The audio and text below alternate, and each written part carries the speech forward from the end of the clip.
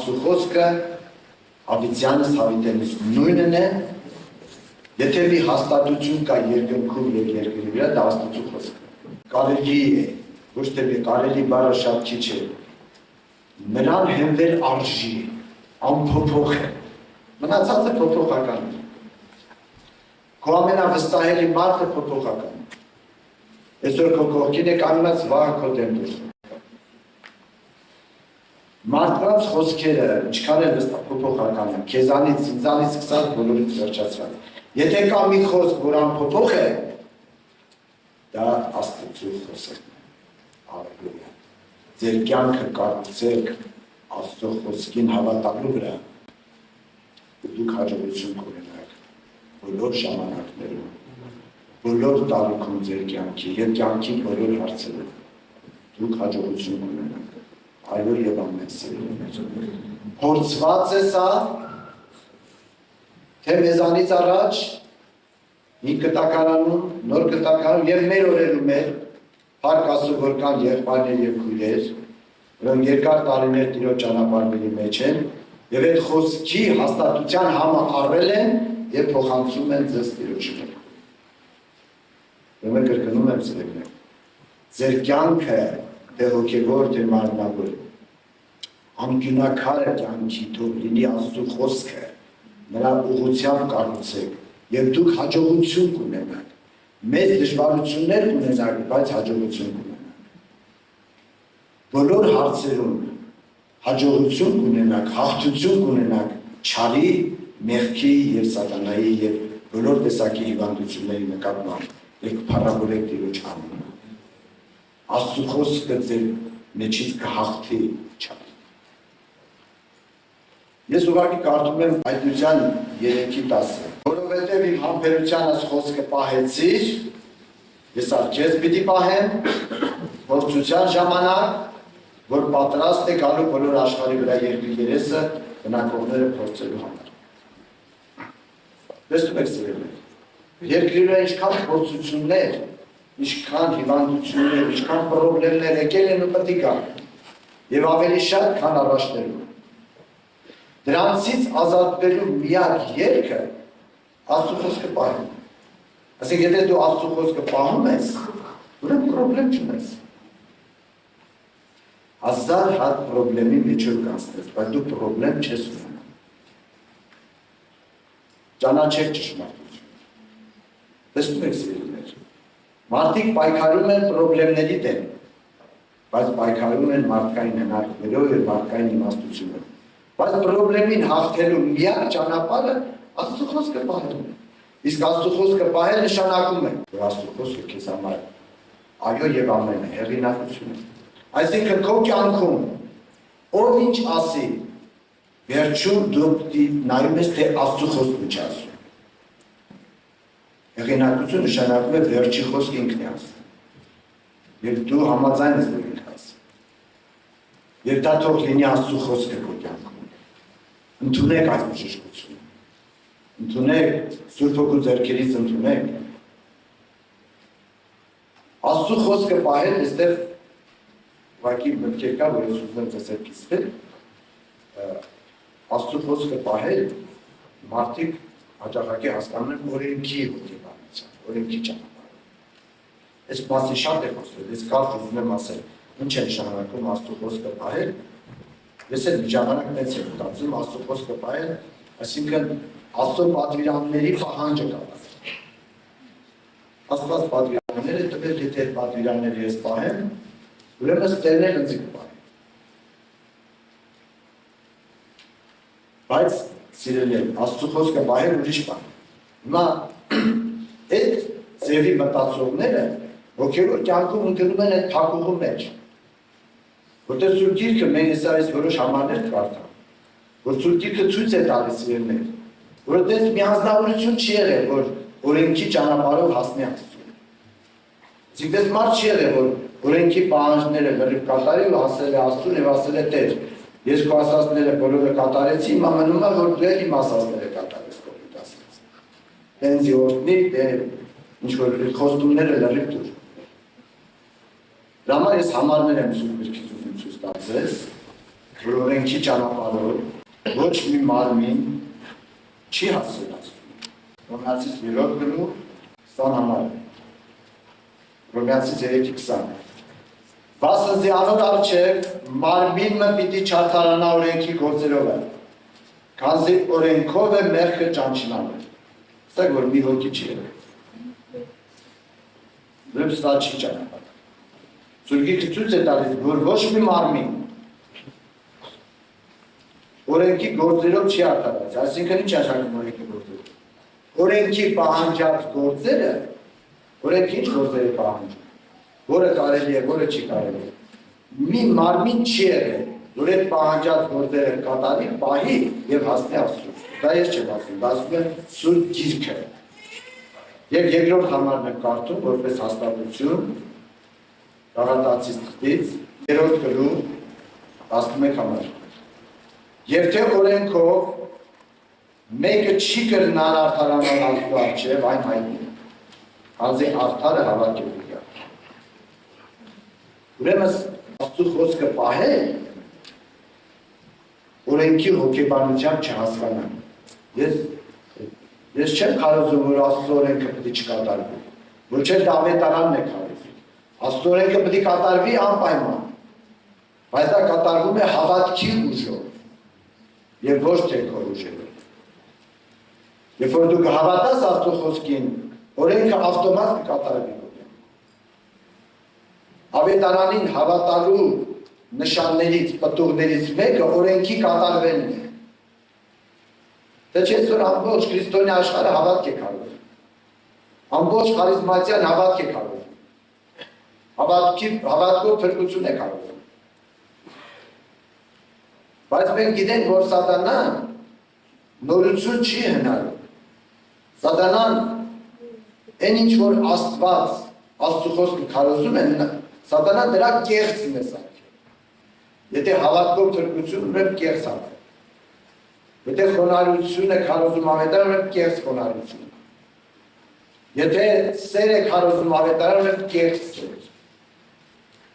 Եվ ո՞րն է դրա կեղծը։ Սիրո կեղծը ո՞րն է։ Աստծո սիրո կեղծը ո՞րն է, որ դարձրել են մեղքի ծածկոց, տեսա կեղծը։ Աստծո սերը սարքել են մեղքի ծածկոց եւ ասում են Աստված սեր է։ Ինչ է անես Աստված սեր է։ Սա կեղծ է։ Ինչ է նշանակում հավատքի կեղծը։ Եթե մեկը հավատում է ավետարանին, եթե հավատում է, որ կյանքը Հիսուսն է, Աստծո պատվիրանները հավատքը չի խափանում։ Հակառակ հաստատում է։ Ուրեմն եթե Աստծո պատվիրանները ոտի տակ է գնացել, դա կեղծ հավատքն է։ Այդ հավատքը մարդկային իմաստությունով սարքած է եւ արգելքի անգամ փրկության է մարդի։ Ավետարանի քարոզած հավատքը Աստծո օրենքը չի խափանում, Սուրբիկն ասում է հաստատում է, որ նա ճշմարտություն է, ճշմարտությունից է բխել եւ նրա պահանջները արդար են, այո եւ ամեն։ Ուրեմն Աստծո խոսքը պահել նշանակում է սիրելիներ, որ բոլոր կյանքի հարցերում, դուք երիտասարդներ եք, կյանքը ձեր առջևում է, շատ կյանքի հարցերի կբախվեք դուք, թե հոգևոր հարցերի, թե մարմնավոր։ Եվ դուք կփնտրեք, որ որևէ մեկը գտնեք մեկին, որ նա ճիշտ ուղղություն տածեց։ Եվ մենք իմիքվանից ձեզ հորդորում ենք ու փոխանցում ենք, որ այդ ճիշտ ուղղությունը Աստծո խոսքն է։ Թեկուզ քո սրտի համեմատ չի, քո հասկացողությունով չի, բայց նա է ճշմարտությունը։ Թեկուզ այդ պահին կարող է քեզի ցավ պատճառի, դառը թվա քեզի, բայց դա դեղն է, թեկուզ դառը դեղ է, բայց դեղ է, բժշկող է, հարավորդի Հիսուսի անունով։ Դրա համար սիրելիներ, ամբողջ պայքարը սա է այսօր հոգևոր աշխարհի, եւ բժշկությունը սա է Սուրբ Հոգու ձեռքով, որ Աստծո խոսքը այնքան բարձրանա, որ թագավորի։ Դուք ձեր սրտում կարողանում եք Հիսուսին այո եւ ամեն ասել։ Սա շատ կարևոր է, առանց քո համաձայնության սա չի լինի։ Եթե դու մի քիչ կասկածում ես, չի լինի։ Եվ բոլոր հեղինակությունները պետք հանդվի։ Երկրորդ Տիմոթեոսի 4:7-ում մենք կարդում ենք, որ Պողոս առաքյալը ասում է, որ բարի պատերազմը պատերազմեցի, ընթացքս կատարեցի եւ հավատքը պահեցի, ինչ է շարքում հավատքը պահել։ Հավատքը Աստծո խոսքն է։ Այսինքն Պողոսի մեջ հաստատվել էր, որ եթե կա երկրի վրա մի ճշմարտություն, դա Աստծո բերանից ելած խոսքն է, որը դարել էր Պողոսի հավատքը։ Ուրեմն հավատքը պահել նշանակում է Աստծո խոսքի հեղինակությունը քո կյանքում պահել։ Ամենամեծ պատերազմը սրա շուրջն է։ Ամենամեծ պատերազմը Սատանայի, որ Աստծո խոսքը հեղինակազրկի կողմից։ Եվ առաքյալը պատերազմել էր, եւ այդ հավատքը, այսինքն հեղինակությունը պահել էր մինչև վերջ։ Այսօր այդ պատերազմի մեջ է։ Դու շփվում ես քո ցանկությունների հետ, սկսենք մեզանից։ Շփվում ես քո իմաստության հետ, չէ՞, ունես իմաստություն։ Շփվում ես մարմնի թելադրած կյանքի հետ, պայքարի, որ Աստծո խոսքը մնա հեղինակություն։ Քո իմաստությունը չդառնա հեղինակություն։ Քո ցանկությունները չդառնան հեղինակություն։ Քո զգացմունքները չդառնան քեզի կկործանեն։ Աստծո խոսքը, այդ պայքարի, որ Աստծո խոսքը որպես ճշմարտություն մնա հեղինակություն։ Մի քիչ առաջ ենք գնում։ Դու շփվում ես ընտանիքի հետ, ընտանիքի անդամներ, շփվում ես բարեկամներ, հարազատներ, շփվում ես արևաններ, շփվում ես աշխատանքի վայրում, ոմանք սովորում են, շփվում ես եկեղեցում, բոլոր տեղերում պատերազմը նույնն է, որ Աստծո խոսքը հեղինակազրկվի եւ որևէ մի մարդի խոսք, ցանկություն, իմաստություն գաղափար դառնա քեզ համար հեղինակություն։ Հավատքը պահի մինչև վերջին։ Քո կյանքի հաջողությունը բոլոր ժամանակներում, թե երիտասարդ, թե միջին տարիք, թե ծերության, Աստծո խոսքի հեղինակությունն է, քո ամբողջ հաղթությունը սա է լինելու, սիրելի երիտասարդ։ Եվ որ տարիքում կլնես, որ ժամանակներում կլնես, դու կլնես Հայաստանում, թե Եվրոպայում, թե Ամերիկայում, մեկ ակու հաջողությունը Աստծո խոսքի հեղինակությունն է, հավատքն է։ Նրանով ես դու ապրելու և հաղթելու չարին և հաջողություն ունենալու բոլոր կյանքի հարցերում։ Ուզում ես հավատա, ուզում ես մի հավատա, սա է։ Երկրորդը փնտրեք, տնամ կգտնեք, Ավետարանն ասում է, որ սա է ու վերջակետ։ Առավոտի Հիսուսի անունով։ Սուրբ Հոգին իրեն եկողներին, այսինքն եկեղեցուն, որի մեջ մտնում ենք բոլորս, կառուցում է Աստծո խոսքի վրա, ընդհանրապես Սուրբ Հոգին եկեղեցին կառուցում է Աստծո խոսքի վրա, վեմի վրա, որ է Աստծո խոսքը։ Մատթեոս ավետարան 4 գրում 18 հավատը։ Մատթեոս ավետարան 16-րդ գրում 18 խոսք։ Եվ ես քեզի կսեմ, որ դու Պետրոս ես, բայց վեմի վրա պիտի շինեմ իմ եկեղեցին։ Վեմը Պետրոս անձը չի։ Վեմը Պետրոսի մեջինն է, որի վրա Պետրոսն էլ է կառուցված։ Այսինքն Աստծո խոսքը։ Ուրեմն որտեղ է քեզի շինում, կառուցում։ Վեմի վրա, վեմը Աստծո խոսքն է։ Եվ Աստծո խոսքի վրա կառուցվածները դժոխքի դռներ են, զանիկա պիտի չհաղթեն։ Ամբողջ դժոխքը քեզ չի կարող։ Նախ պետք է հաղթի քո մեջինին, այսինքն Աստծո խոսքին, որ նոր դու կապարտես։ Իսկ Աստծո խոսքին ով կարող է հաղթել։ Մի ուրիշ համար եմ ասում, տեսեք, որ Սուրբ Հոգին եկեղեցին, ուրիշ երբայր արդեն որոշ համարներ թելադրես դու գրել եք, դրան զուգահեռ այս համարներն եմ ասում։ Հուդա առաքյալի թուղթը մի գրում, Հուդայի թուղթ, 20 համար է, մի գրում եք, 20 է։ Բայց դուք սիրելիներ, անձերնի, ձեր անձերը, շինելով ձեր ամենասուրբ հավատքին վրա և Սուրբ Հոգիով աղոտ կնելով, տեսան անձդ որտեղ դի կառուցես, շինել այսին կառուցել։ Իսկ ամենասուրբ հավատքը դա Աստծո խոսքի հավատքը։ Ինչու շատերը ճանապարհի կեսին են։ Որտեղ Աստծո խոսքի վրա չի քո հավատը հաստատված։ Ինչ որ զգացմունքների, հրաշքների, զորությունների, մի օր էլ դրանք չեն ելնում, քո հավատն էլ քանդվում է։ Ուրեմն քո անձը կառուցի ավետարանին հավատալու վրա,